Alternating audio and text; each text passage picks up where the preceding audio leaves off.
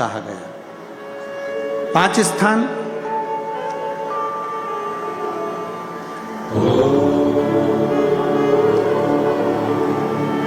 अच्छे से समझ लीजिएगा, जब भी शिव मंदिर में जाएं तो ये 5 स्थान शिव को जल चढ़ाने के लिए।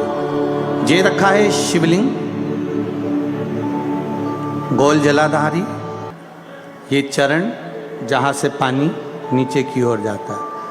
शंकर भगवान के 13 बच्चे हैं, 13 की 13 बच्चे, शिव जी का संपूर्ण परिवार, 33 कोटि देवता, 64 योगनियाँ, सब शिवलिंग के आसपास में।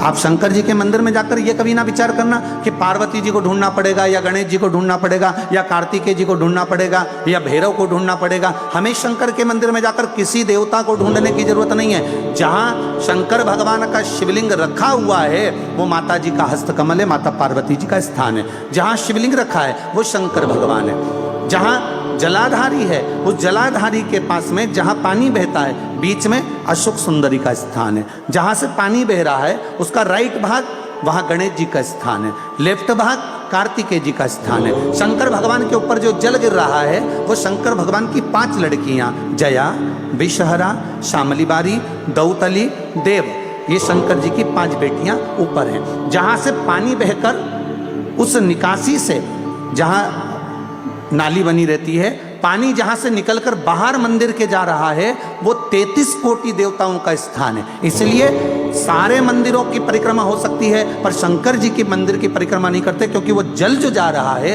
वो 33 कोटि देवताओं का स्थान है, उसको हम लांघ नहीं सकते। वो स्थान जल चढ़ाते समय आप इसका स्मरण रखें। पानी का जब पात्र लेकर जाते हैं मंदिर के अंदर, सबसे पहले शिव जी का जो जलाधारी है उसमें राइट भाग पर अपनी मनोकामना कर कर जल चढ़ाएं, फिर लेफ्ट भाग में चढ़ाएं रोग मुक्ति के लिए। अशोक सुंदरी की जगह पर चढ़ाएं, ये 3रा स्थान। 4था स्थान माता पार्वती जी का जो कटी भाग है जहाँ पर शिवलिंग रखा हुआ है उस भाग पर जल चढ़ाएं, 4था भाग। 5वां भाग शंकर जी के ऊपर चढ़ाएं। ये 5 जगह पर जल क्रम वाइज चढ़ाएं। आप लोग जाते हो डायरेक्ट जाकर शंकर जी पे जल उंडेल कर आ जाते हो, सीधे गए और शिव जी पे जाकर आपने जल चढ़ा दिया। हमारे यहाँ शास्त्र कहता है जैसे अपन देवताओं की पूजन करते हैं तो पंडित जी सबसे पहले पूजन किसकी कराते हैं? जम के बोलो जरा, गणेश जी की। गणेश जी के बाद पूजन कराते कराते